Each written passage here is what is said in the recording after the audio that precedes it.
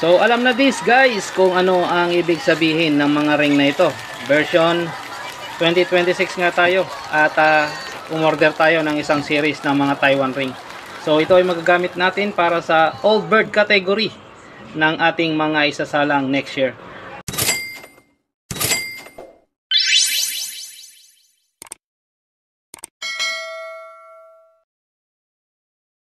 So samahan nyo ako guys at ipapakita ko sa inyo kung paano ako magsuksok ng mga singsing na ito sa ating mga young bird. So ang mga ring nga ito guys ay gagamitin natin pang old bird category dahil nga hindi natin masyadong masikaso ang ating mga ibon. So nagbabakasakali lang tayo nang sa ganun ay may update tayo sa ating mga inilalaban. So far so good ang ating performance sa ngayon sa old bird category. So dahil contender na nga tayo at nasa fourth lap na nga tayo ng ating NDR. So malalaman natin guys yung mga kalahi ng mga nakalaban na ito ay sisingsingan natin ngayon para naman sa ganun sa susunod na laban naman sa South category ang ating entryhan sa 2026. So ito nga guys at kukunin natin ang mga lahi ni Old Line Red. At ito ay cross sa kay Taiwan Kulit, ang ating inakay na nag-inakay. So siya nga ang nanay ni Red Manizer. So ito nga ay si Old Line Red at ang cross niya ay si Taiwan Kulit. So sisingsingan natin ang mga inakay na yan guys. So ang mga inakay na to guys ay so ito nga ay 1 week old guys. So pwede pa siyang suksukan ng mga ring na to, ng commercial ring, nang sa ganun ay mailaban natin na may entry natin sa old bird category ang ating mga birdie. Yun lamang guys at dapat naging ano lang tayo, maingat tayo sa paglalagay ng mga ring. Yan. So napaka healthy ng anak ni Old Line Red. Sana ay maganda ang gawin ito sa karera. Dahil si Red Manizer nga ay pumalo ng maganda sa karera. Sa kasawiyang palad ay hindi nakauwi sa Ilagan, Isabela. So kasabihan na nga ang lugar na ito sa Ilagan ay talagang nagkakaubusan ng mga ibon. Hindi natin mawari kung bakit. Nawa ay makalusot din tayo in the future. At ito naman ang kapatid ng inakay na yun guys at medyo malaki sa kanya. So ito nga ay 8 days old. So malaki-laki ang mga ibon sa kanilang mga edad dahil nga sinusubuan natin sila at sinasamahan natin ng check booster para sa ganun ay mabilis silang lumakas at lumaki at mabilis ang kanilang growth, ika nga. So mga ilang araw lang guys, less than a month, ay pwede na natin silang iwalay sa kanilang mga magulang. So this is 8 days old guys. Yan. So nailagay na natin ang version 761 sa ating ibon. So itong 760 version ay ilalagay naman natin sa isang inakay ng ating Tacloban na finisher sa cross sa ating binigay ng ating kaibigan na naglalaro din ng derby. So ayan nga ang ating mga ibon. I assume sana mga brown din ito, red din ito kagaya ni Old Line Red. So malalusog ang mga ibon guys sa kanilang mga edad na 1 week old. So kukunin naman natin guys ang isa sa mga anak na ito ni Tacloban na finisher. Iyan, ang Tacloban siblings finisher natin ay pinaris natin sa bigay ng ating kaibigan. So susubukan natin ang mga linyadang ito. So ito naman guys ang isang inakay na ating sisingsingan sa ng ring na ito ng version 760. So this one is 7-day old.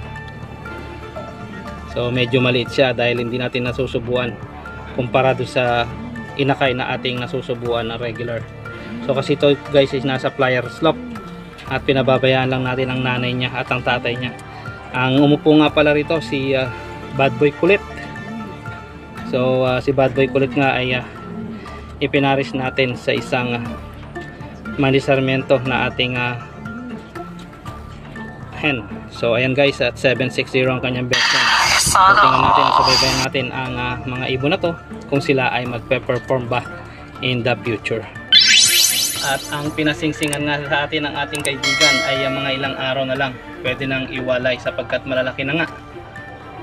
At pwede na silang i-distribute sa mga tunay na may-ari. Ayan, at nawa ay mag-perform sa kanila na maayos ang mga ibon na ito. Nakalaban yan guys sa 2026 South Derby Race ng club dito sa ating lugar, CTPR. Matalino ka mo ako! At ang ating lovers na si Tacloban siblings kasama si Edwin Muli ay meron na ring bagong inakay guys. So ang gwapo-gwapo nga ang ating si Edwin Muli. Ayan na, meron siyang bagong inakay guys at kapipisa lang yan.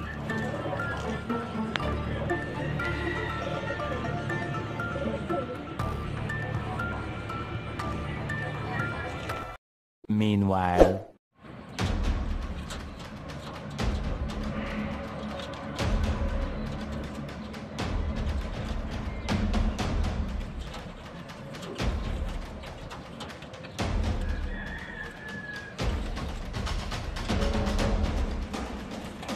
Perfect!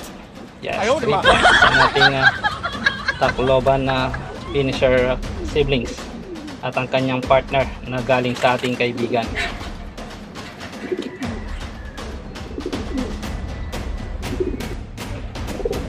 So ito nga ang ating Cat Balogan finisher, cross siya sa ating Matnog Slasher. So hindi nga natin napansin na nag-inakay ang ating ibon na ito. Halos hindi ko na masingsingan ang kanyang supling ng aking napansin. So continuous lang tayo kasi sa pagpipiding at hindi natin napapansin na nag-itlog pala sila. So although alam natin na pwede sila mag-itlog anytime, pero hindi ako aware sa kanilang pares. At isa nga lang ang nabuhay sa kanilang anak guys dahil di natin napansin.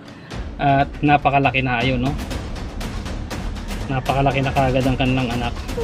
Yan, at ang tapang layo-layo ng camera pero kumuporma. So yun lamang po guys, at God bless po sa lahat. So eto nga ang ating mga nakalaban sa ating NDR Old Bird category. Nagbablurred pa ang ating camera. So ito nga si GB at ang ating, so ayan guys ang ating clocker sa third lap. So nawa ay maging consistent pa rin siya na makapag-clock itong fourth lap nito. So nawa ay katigan tayo ng pagkakataon na pagkalooban tayo ng magandang clocking ni Lord sa araw ng release sa fourth lap category ng ating Old Bird na ating mga sinali sa karera. So minomotivate nga natin ang ating mga ibon nang sa ganun ay maganda ang kanilang motibasyon sa pag-uwi dito sa ating baratang kulungan, dahil isa nga ito sa pamamaraan upang ang isang ibon ay mabilis na umuwi at tuklasin niya mabilis ang pabalik dito sa ating baratang kulungan. At ayun nga ang isa guys sa sulok, binigyan din natin siya ng widowhood nest box nang sa ganun ay mag-territorial din siya at magkaroon ng kapares upang sa ganun ay mamotivate din siya ng maayos upang bigyan niya tayo ng magandang performance sa fourth lap. So mga babae nga ang ating minomotivate sa kanila dahil puro sila kak. So nawa ay maging maganda ang kanilang performance guys sa araw ng releasing. So yun lamang guys, ang inyong lingkod, The Finest World. Choose to be happy and be courteous to others, and let the Lord God Almighty be the center of our life. Bye for now and God bless. Salamat!